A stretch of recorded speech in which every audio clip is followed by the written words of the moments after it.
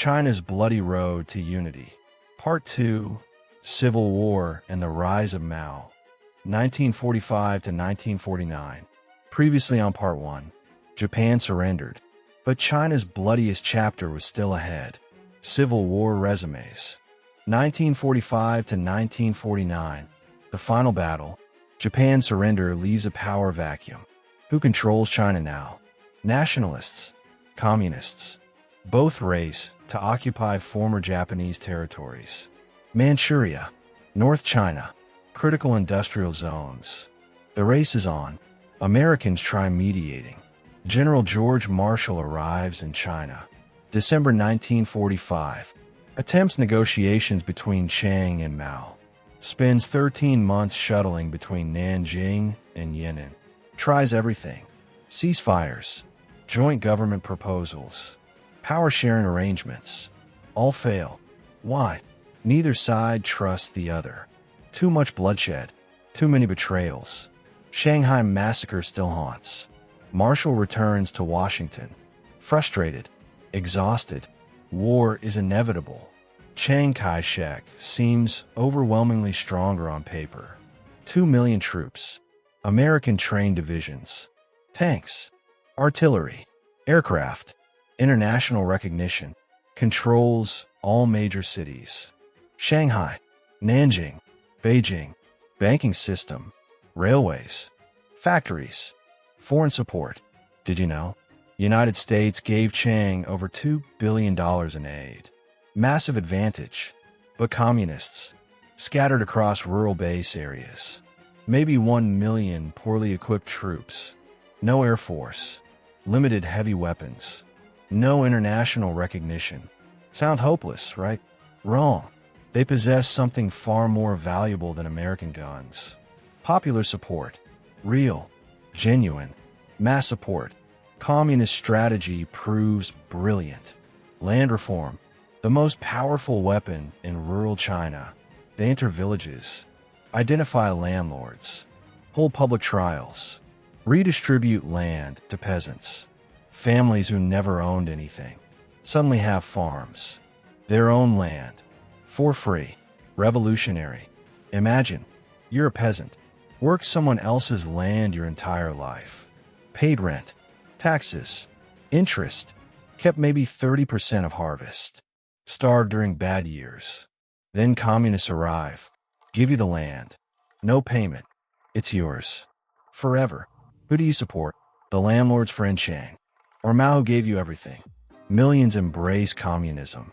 Not because they read Marx. Not ideological. Practical. Survival. The communists gave them life. Hope. Future. Nationalist forces, meanwhile. Plagued by corruption. Legendary corruption. Officers sell American equipment. To black markets. Even to communists. Soldiers go unpaid for months. Desert in droves. Inflation destroys economy. Prices double daily. Life savings become worthless overnight. People carry money in wheelbarrows. Buy single meals. Hyperinflation nightmare.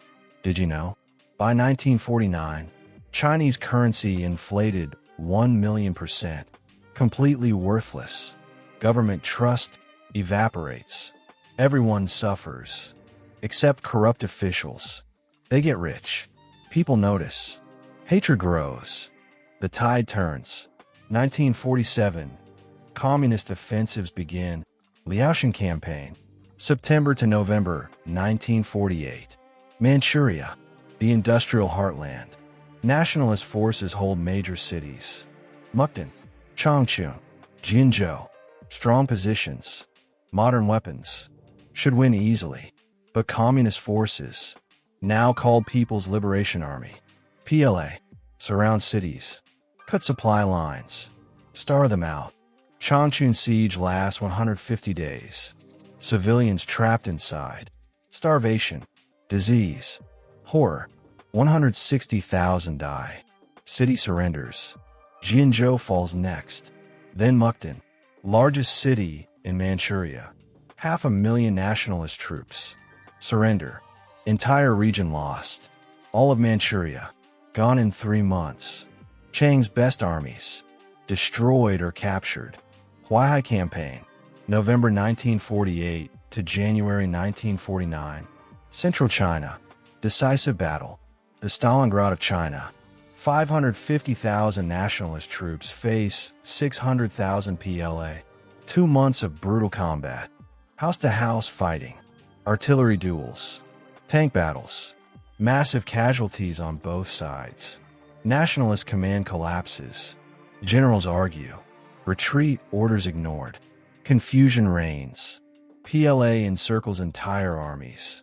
Cuts them into pieces. Destroys them systematically.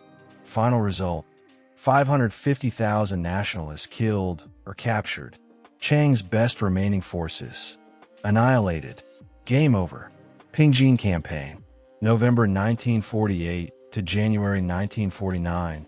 North China, Beijing and Tianjin. Ancient capitals. Strategic prizes. Nationalist garrison surrenders Beijing without fight. Peaceful handover. Saves the city. Historical monuments preserved. Smart decision. Tianjin resists. Gets destroyed. PLA captures both. Spring 1949. PLA controls all of North and Central China. Momentum unstoppable. Yangtze River. Natural barrier. China's geographical divide. Chiang positions remaining forces south of river. They'll never cross, he declares. Confident. Defiant. April 1949. PLA crosses Yangtze. Easily. Overwhelmingly. Million troops. Nationalist defenses crumble. Officers defect. Entire divisions switch sides. Soldiers walk away. Nobody wants to die for lost cause. Nanjing falls. April 23rd. Chiang's capital. Again. For the second time in 12 years. First Japan. Now communists. Symbol of his failure. Government flees to Guangzhou. Then Chongqing. Then Chengdu. Running. Always running. Shanghai captured. May 1949. Economic heart of China. Richest city. Falls with minimal fighting. Banks emptied. Gold shipped to Taiwan. Chiang already planning escape. Did you know? Chiang evacuated 300 tons of gold from mainland. Plus priceless artifacts from Forbidden City. Scrolls. Paintings. Jade. 600,000 pieces. Now in Taiwan's National Palace Museum. Cultural treasures saved. Or stolen. Depends who you ask. Final retreat. Summer to fall 1949. Chiang's regime collapses completely. Provincial governors surrender. Warlords defect. Population celebrates. Or stays silent. Nobody wants to be last casualty. 2 million refugees flood Taiwan. Nationalist soldiers. Government officials. Businessmen. Intellectuals. Artists. Families. Everyone who supported Chiang. Or feared communists. Or just wanted to escape chaos. Packed onto ships. Desperate exodus. Largest migration in Chinese history. Chiang lands in Taiwan. December 1949. Temporary retreat. He insists. We'll retake the mainland. Plans invasion. Waits for opportunity. Builds Fortress Island. That opportunity never comes. October 1st, 1949. Beijing. Tiananmen Square. Massive crowd gathers. Hundreds of thousands. Gate of Heavenly Peace. Ancient imperial entrance. Now stage for New China. Mao Zedong appears on the gate. 56 years old. Peasant son. Librarian. Revolutionary. Victor. Dressed in simple uniform. No medals. No decorations. Red flag with 5 gold stars rises. New flag. New nation. New era.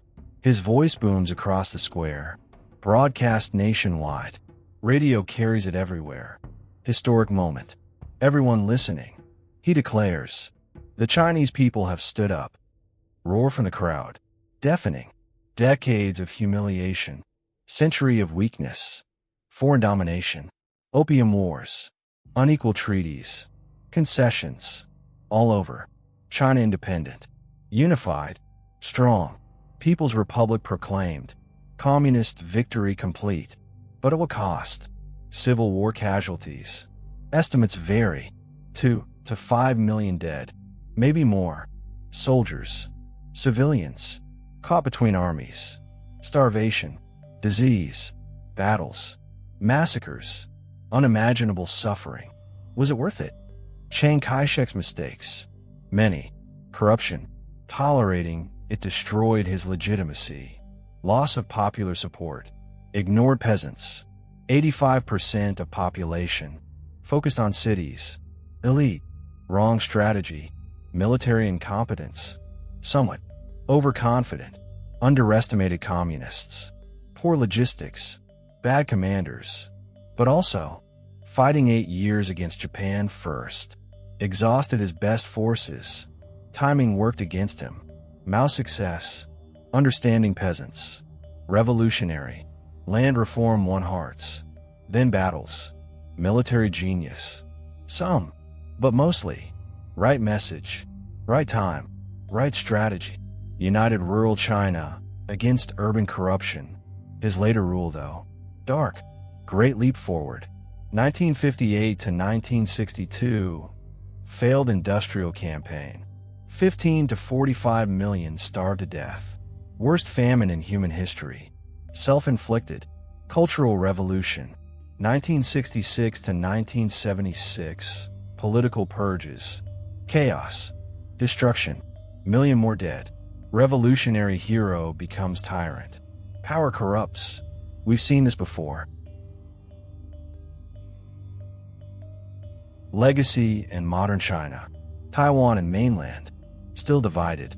75 years later. Both claim to be legitimate China. No peace treaty. Just ceasefire. Longest standoff in modern history. Will they reunify? Beijing insists yes. Taipei resists. World watches nervously. Modern China rises from ashes. 1949 to 2025. Transformation unprecedented. Economic superpower. Second largest economy. Global power. Nuclear weapons. Space program. Belt and Road Initiative. AI leader. Manufacturing hub. Everything. Built on foundation of communist victory. Would nationalist China achieve same? Impossible to know. Alternate history. Fascinating, but pointless. What happened?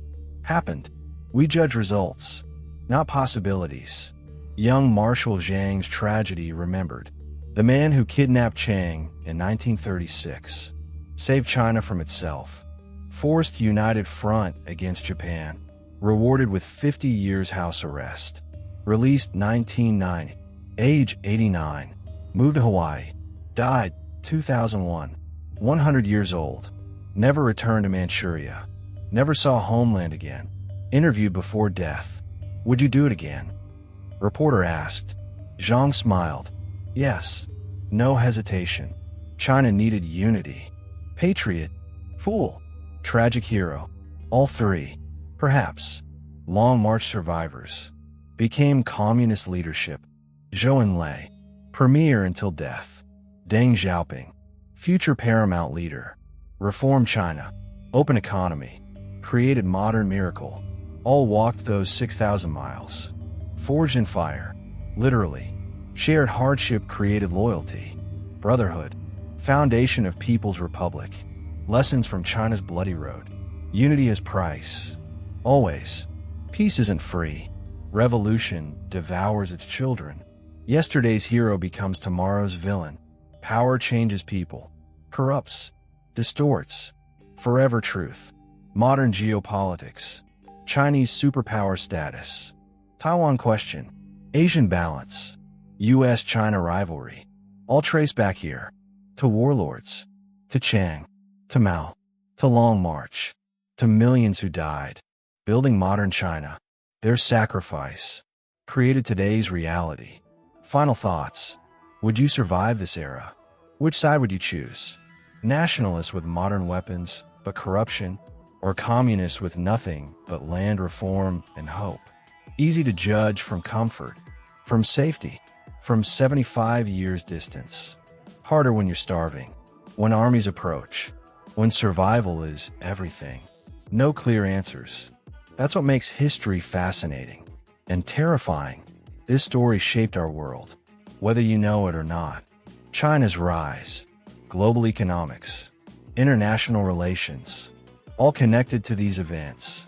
1925 to 1949, 24 years, one generation, changed everything. Thank you for watching part 2. Comment below your thoughts. Which moment shocked you most? What would you have done differently? Subscribe for more epic history, hidden stories, lost lessons, because the past, always relevant, always teaching, always haunting us. Part 1 linked in description. Watch the full saga. From warlords to communist victory. China's complete transformation. See you in the next story.